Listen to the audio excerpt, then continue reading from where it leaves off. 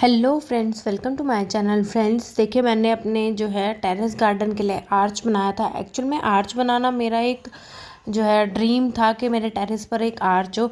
इसको कैसे बनाया है अंडर 1000 रुपीज़ वो आपको दिखाती हूँ। तो ये मैंने जो है 1 इंच का पाइप लिया है, पीवीसी पाइप, जो हम टंकियों में ऊपर छत पे लगाते हैं। और ये आधा इंच का पाइप है। ये भी 10 फीट का एक आता है, वो मुझे 200 रुपये का पड़ा है। और ये वाला मुझे 150 रुपये का एक पाइप पड़ा है।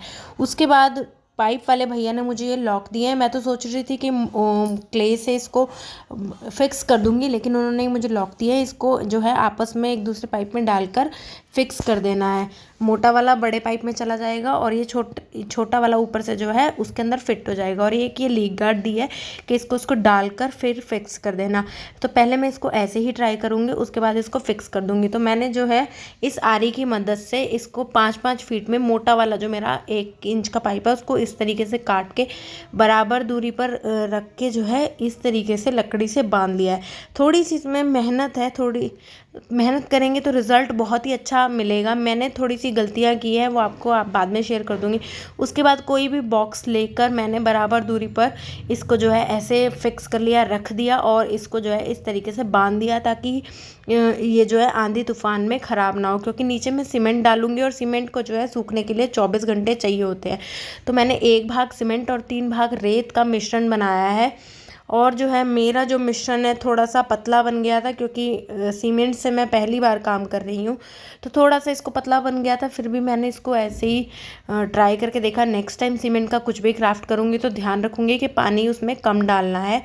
और आप भी पानी जो है कम डालें, क्योंकि वो एकदम से ही पतला हो जाता है। तो इस तरीके से मैंने इसको डाल दिया और बाद में इसका लेवल जो है इक्वल कर दिया। अब देखिए, ये जो है अगले दिन का आपको दिखा रही हूँ। डाल के मैंने 1 दिन के लिए छोड़ दिया था।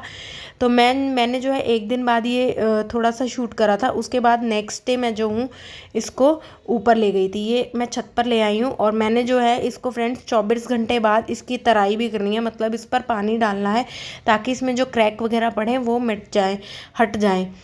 तो जो है बाद में सीमेंट टूटे ना। और देखिए इस तरीके से जो है ये बनकर तैयार हुआ है। ऊपर वाला पाइप मोड़ने में मुझे थोड़ी सी दिक्कत आई थी, क्योंकि जो है वो बहुत बड़ा पाइप था, तो मुझे छोटा छोटा थोड़ा उसको काटना पड़ा। जो पीछे मेरी गुड़िया लेकर खड़ी है, छोटा सा काट के फिर मैंने मोड़ा है। अब जो है मैं इसमें पेंट करूँगी। मैं आपको एक सजेशन देती हूँ, मैंने इसमें इमल्शन पेंट करा है वाइट कलर का, क्योंकि मुझे ये ऐसे अच्छा नहीं लग रहा था। ये जो है मुझे 200 रुपये का पड़ा है।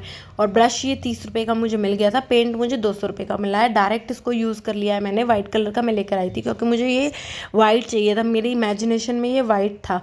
तो इस तरीके से आपने पेंट कर लेना है। अब मैं आपको बताती हूँ फ्रेंड्स, आप जो है पाइप पर पेंट पहले कर लें। ये मेरी एक गलती थी, क्योंकि बाद में पेंट करने में मुझे बहुत दिक्कत हुई। ऊपर की साइड से ऊपर स्टूल लगाकर, नीचे स्टूल लगाकर।